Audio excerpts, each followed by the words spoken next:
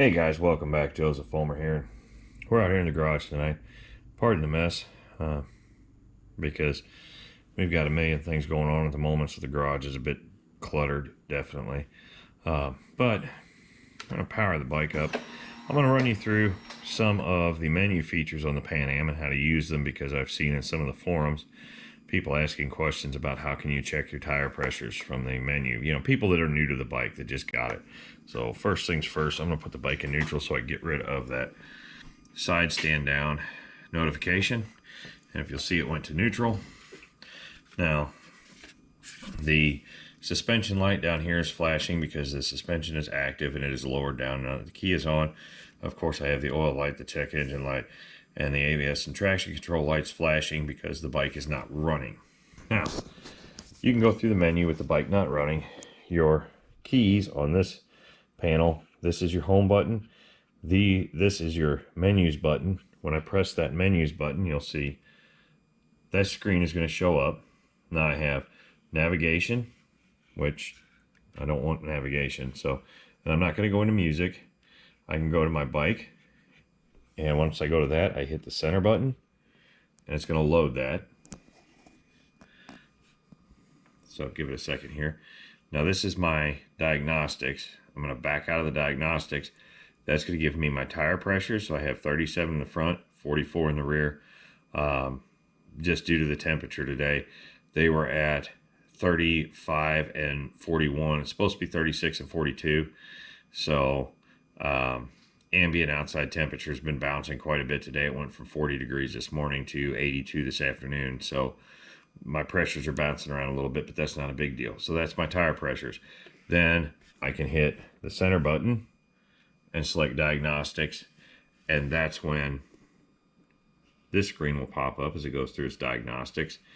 All right, so I'm going to back out of that, and we're going to hit check there. Oh, that's going to take me back into diagnostics. Sorry about that. So then we're going to hit our menu button twice. Now we have this icon is your settings. So your general settings, you trip reset, adjust date. I can sync the time with the Harley Davidson app on my phone. I can adjust the clock time.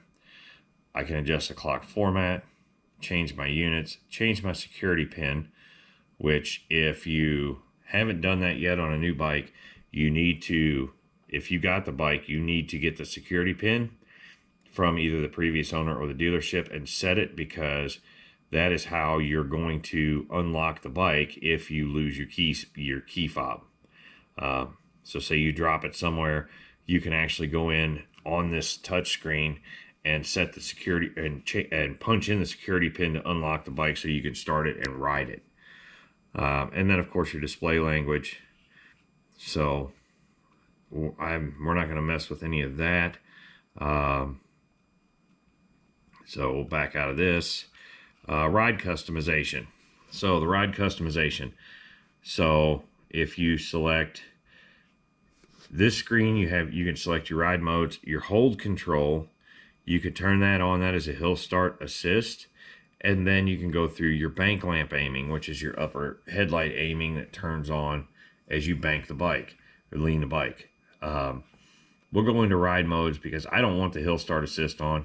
I'm not a fan of it. I don't need it, or at least I haven't yet. So hit ride modes. I've got rain mode turned on. Road mode is always on. Sport is turned on. Off-road plus is on. And if I scroll down, I don't have my custom off-road plus on. So I do have a custom A setting, and I'm going to take you into, let's do the custom B setting. So this is basically a street setting. Now to select that, like I just did, push that center button. You'll see if I push back out a little bit here, I push the center button, turns on. Then I can push this side button. As you can see, you've got the icons over here. So let's I can go in here and I always want to copy from another mode. I'll hit the X button. So then I can select my engine map. That is my road, off-road, rain, which rain is the most detuned. Off-road detunes it, road, sport, and it won't allow me to go. So if I hit sport, that gives me the sport engine mapping. Go back, engine braking. I hit base, +1 or max. And then I can also go -1 or minimum. And if I'm going to set this one up, let's set it for max. So I've got sport, I've got max engine braking. I'll use that button, or I can use the touch screen to back out of it. Touch throttle response. I can go with -1, minimum, +1, or max. We're going to go with max because it's fun. We'll back out of that one. Go to traction control. You have rain, road, or sport. Rain is going to give you the most traction control. Road is right in the middle. Sport is the least. So we'll go with sport. And then we'll back out of that one. And whoop. Oh, this is engine braking. So we're going to go back to max. And I think that's it. Oh, okay. Analog braking. So you had to use the down button to scroll down to that. You had analog braking, rain, road, or off-road. We'll go for off-road. That cuts the ABS way down. Hit back. Suspension damping.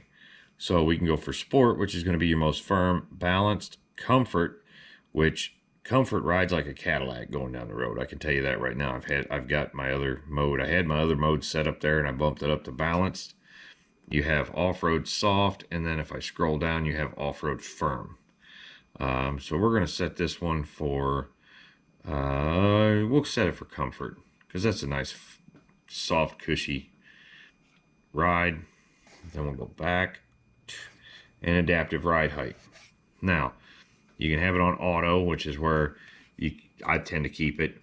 Automatic with short delay, automatic with long delay, or you can lock it at ride height. So we'll just stay with auto for now. All right, so that's how you could set up one of your custom modes. So I've got that custom B set up now. I haven't messed with the custom off-road plus. Now I'm going to back out of this. And all right, we'll back out of that one. Actually, I'm just going to hit my menu button again. So we just went through settings. That's home. This is navigation. You have to have it connected to your phone for that. Music, it's hit or miss. I don't have my headset connected because I'm trying to figure that out. I think it's a cardo issue, not a bike issue. So I'm going to hit that again. And then, of course, you're back to your bike settings. So we'll go home. All right. Now, once you're home, you can use the center button, or you can use the button up here to scroll through. You can see in my odometer, my temperature, range, trip A, trip B, and back to my odometer. So you can use that top button for that, or you can use this button. It does the exact same thing. As you can see, I can scroll right through that. We'll go back to range. Okay, so those are those buttons. Now, on this one, mine is a Pan America 1250S. So when you look at my buttons up here, I have heated grips, which the 1250 standard is not going to have. Then, of course, you have your cruise control button. So this is to turn your cruise on. When you turn it on, you get that little yellow icon right up here on the screen. And then, yeah, okay, it's not going to let me set it because we're not moving. But if you pull down to set it, then that icon will turn green to let you know that it's set. And then, of course, if you pull down to set, that will it'll subtract 1 mile an hour from your set speed. Or if you push up to resume, that will add 1 mile an hour. Then, of course, you have your flash to pass and high beam. So if you pull down, you get flash to pass. Then you get your high beam. Then, of course, down here, you have your turn signals, your horn. These switches are not standard. This is part of the Harley Davidson auxiliary light kit that I have on the bike. So that turns basically the high beam, the driving lights on. And then this turns the fog lights on. So there's a fog light and a driving light. Go over on this hand control.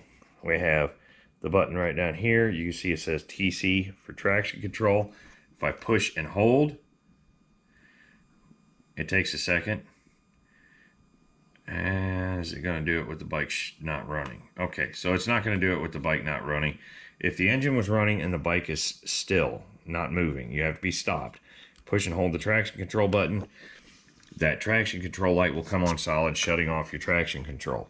Then you have the push to talk button, which, since I don't have a headset connected, that's not doing me anything. Then I have all my audio buttons, which, of course, since the headset and the phone and everything is not connected and working together at this point, I haven't used these yet. And then, of course, you have your hazard lights. So you can see both my turn signals are flashing. Shut them off. And then I have my ride mode button. This button up here, if you notice up there where it says A, right here at the top of the screen, that's my custom A. Custom B, when it goes solid, that's when it's in the mode. Rain mode, road mode, sport mode, and off-road. And then I'm back to custom A. So that's how you scroll through your modes, is just the mode button. So guys, I hope this helps you out. I hope if you had any questions about the controls, how to set some of the things up, you can also go into, before we go bye-bye, we'll go into music, and okay, never mind. We won't go into music. We'll go, blazes. We'll go to settings, and if we go down to, so we've done general, we've done ride customization, appearance. You can change your screen brightness to, which I'm going to turn the auto brightness on, and we'll see how that does tomorrow. And then on, and then you can change your brightness level as well. So as you can see, I assume that's showing up fairly well on camera, but we'll go back down to that 7 where it had it.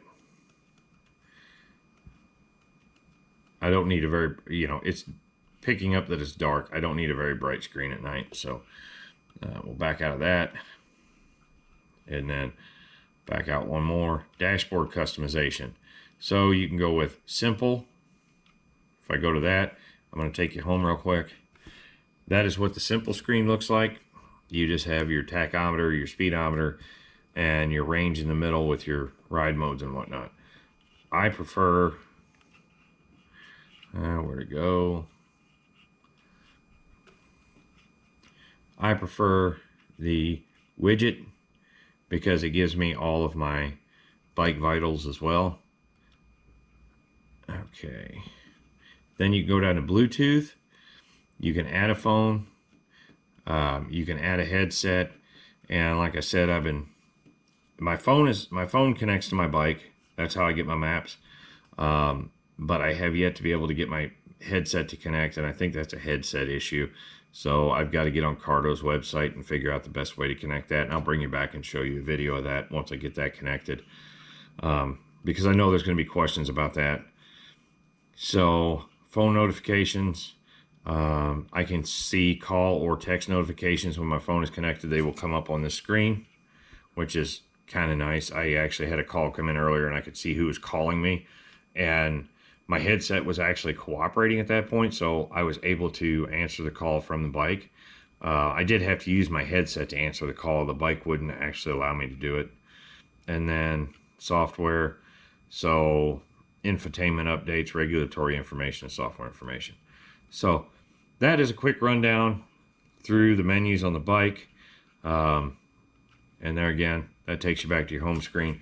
So in the widget format, you can see I have my coolant temperature, or excuse me, my outside ambient air temperature, coolant temperature, battery voltages. If I had a route up, it would actually could show me what my next turn was down there. On this side, it shows that I have no headset connected. My range currently is 215 miles, and then my 2 trips, time, and then of course your RPM, your ride mode.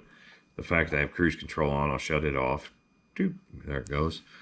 And of course the gear indicator. So that is a quick run through of the dash and the modes and how to go about setting up the different screens. Hopefully that helps you guys. If it does, please hit the subscribe button, leave a like, And there again, if you have any questions, please drop them down in the comments section. I'd be more than happy to make videos to try and answer some of your questions on the Pan America. As I'm learning and enjoying this bike, I would like to pass some of that knowledge along to you guys. That way, if you are interested in potentially buying something, yep, we'll shut it down. It says I've been on too long. That way, if you're interested in potentially buying one, you can find out as much information about it as you would like before you make your purchase. So thanks for watching, guys. Have a nice evening. We will see you on the next one.